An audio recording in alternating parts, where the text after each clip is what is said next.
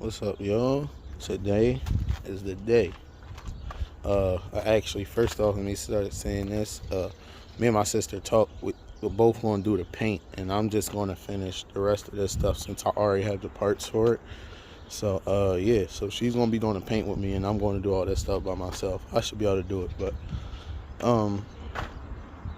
about to take and replace this whole front radiator support, the air box.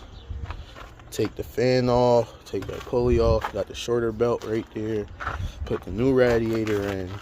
I'm gonna be temporarily installing the fans that I had bought from the junkyard, and that's only for one reason. One of the fans actually didn't work, the motor didn't work, so I'm only going to be basically installing that temporarily, and I'm gonna be going aftermarket with one 16-inch fan in here. So yeah, so we about to just start this. I'm gonna take this headlight out, take all this shit off, and we about to get to putting all this shit together. I'm gonna show y'all. First things first, before I do anything, disconnect the battery, and that's only because airbag sensors are up here, and you don't want to accidentally set off the airbag. So I'm gonna let this sit for probably like 5 minutes, then I'm gonna start taking this, or even start disconnect before I even, let's just basically say I'm gonna have some time, let some time sit before I even touch those airbag sensors, because I don't want to accidentally set them off. So I'm gonna leave those off.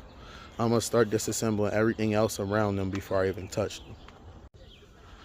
Alright guys, got majority of everything disconnected from it, and it's going good so far. So it looks like I just had to take those fender bolts out, and probably will come off. I'll disconnect the antifreeze overflow. But yeah, it's about ready to come out. We'll have to figure out somewhere else to prop the hood up at too. So I'm gonna look for that while before I do this. Actually, got the whole core support on. About to take the radiator out, and or actually I might have to put the core support on before I take the radiator out to give the radiator something to basically lean on.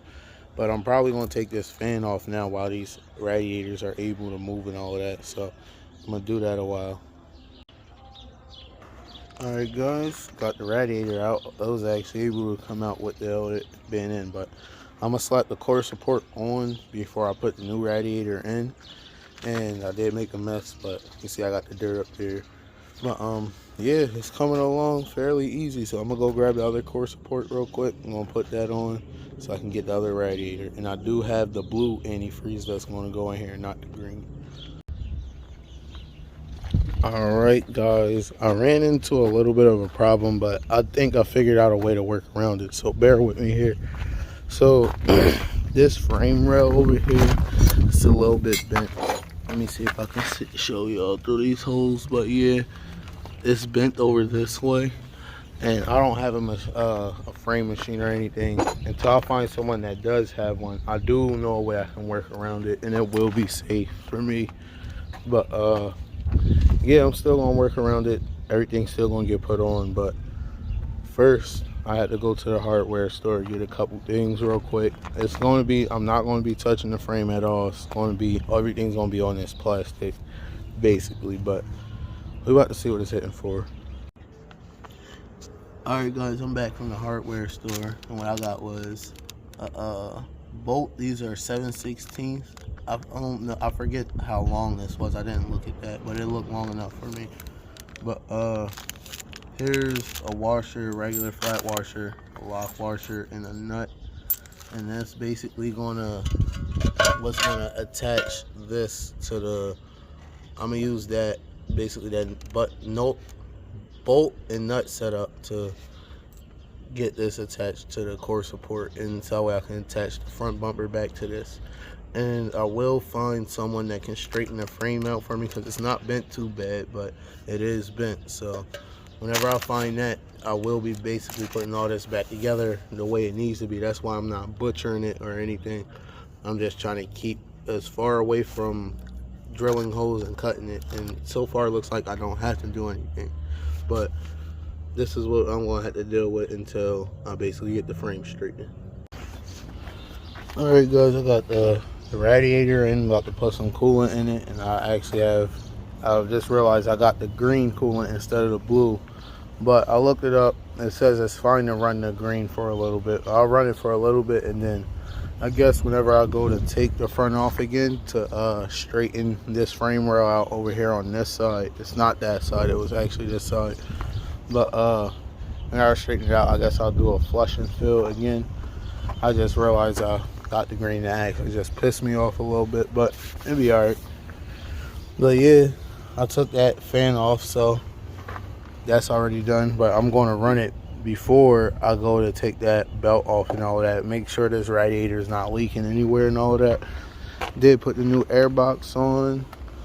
And yeah, we about to get a start up here soon. I'm about to get some antifreeze. I got the concentrate, so I gotta basically mix it in another bottle with some water and all of that. But yeah, I'm about to fill it up and we'll see what's going on next. Alright guys, this is where I'm at right now. Disregard this antifreeze. This is everything that I literally spilled. I don't have steady hands. But the antifreeze, the radiator's filled up to, basically to my knowledge as of right now. I did burp it as much as I possibly can to get as much air out the lines and all of that. I did start the car with the fan off, and the pulley flew. This pulley flew off and damn near missed the Impala, rolled under the car. I thought it put a fat ass dent in my door, but it didn't.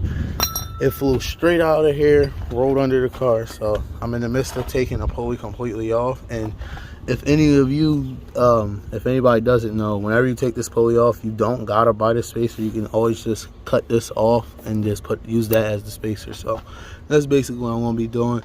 I'm gonna show y'all once I have the belt on and all of that, and this pulley off, and then I'll be getting a test start. Alright guys, pulley delete is done. It's finally finished, and as y'all see, I don't know if y'all can see there, that's the spacer. Now that ain't a crack. I started cutting a little bit in the wrong place, but it's perfectly fine. Don't worry about it, it's definitely fine. This is the Duralast part number if anybody needs it or anything. Right there, that's the part number. And I'll even show y'all in the packaging. I can figure out where it went. Oh, here it is, right here. Right here. This right here is the part number for it. But yeah, so now I'm about to start it up and we're gonna see what it's hitting for now. Alright y'all, she's running. And none of the pulleys moving awkwardly or anything. Sounds like it's running just fine. But yeah, we go rev it a couple times. But see if this needle, this heat goes up. I know I need to put some gas in this too. It's under the E line right now. The needle isn't going up yet. Oh, there it is now, starting to go up. I just seen it rise up a little bit. So we're gonna wait and see what it's gonna be looking like. Alright guys, I just drove it around this alleyway like 3 or 4 times and it hasn't overheated. It has not overheated, and don't see no leaks anywhere, just still the antifreeze that I spilled down there. Now the last thing I gotta do is just hook up that fan temporarily, and the fan relay kit that I ordered actually would not fit in the drain plug where it's supposed to, but I guess I'll just be hooking the fan up on a switch and just have to turn it on whenever I want to use the AC. Or I guess I could hook a relay up for it, just the fan to come on whenever the AC comes on. But yeah, it's looking very coming together very quick. I can't wait to show y'all. I did do a little bit of a burnout over here. Did the one wheel pill, I should say, and the tar started coming up over there. Tar started coming up, but oh, I definitely just had fun doing that. But yeah, I'm gonna go take care of a couple things real quick, and after that I'm gonna come back, start throwing the front end back on, and then tomorrow I go to do title work and see if I'll be able to drive it to and from work on Monday. Alright guys, I got the front end all buttoned up for now until I can get to the junkyard. There was a whole bunch of missing hardware before I even started, so I'm gonna have to go to a junkyard and basically pull some bolts and hardware for the bumper, for the fenders and all of that. But other than that, for the most part right now, it is buttoned up. Hood's completely shut. Hood's completely shut. Now, this gap is once again because I said I don't got all the bolts in the fender, so it's sticking out. I did put the new hood hinges in. So, and then whenever I figure out a way to bend this frame, it doesn't even need to move that much far that way, but yeah, whenever I get it to bend that way, everything would definitely be lined completely back up straight the way it needs to be. But so far, I'm definitely starting to fall in love with it a little bit. Starting to look more and more better. But right now I'm about to try to take this to the gas station quickly and bring it back because it's almost out of gas and I need it to run to see if it'll overheat and make sure all the coolant is doing fine in this car. But other than that, I'll see y'all in the next video.